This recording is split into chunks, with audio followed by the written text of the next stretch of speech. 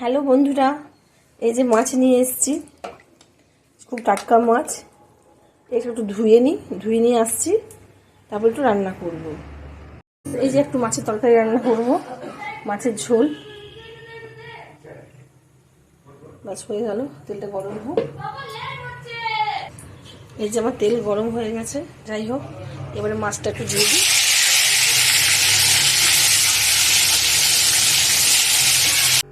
এই যে কাঁচা তেজপাতা দেবেন, আমি প্রত্যেকটা ঝোলে, মাংসের ঝোলে, সব ঝোলে দেখুন তেজপাতা দিয়ে রাখি। এখন যাচ্ছি মাছের ঝোলে তেজপাতা দিয়ে। কমপ্লিট হয়ে গেছে, দেখুন লাল লাল ঝোল। আমার গাছের তেজপাতা কি সুন্দর কালার নিয়ে এসছে, গন্ধটা ব্যাপক বেরিয়েছে। আপনার আমার মতো একটুখানি হালকা মশলা দিয়ে রান্না করবেন, জিরে আদা বাটা পেঁয়াজ বাটা দিয়ে। একটু গাছের আমি তেজপাতা তুলে দিয়েছি। এই যে আমার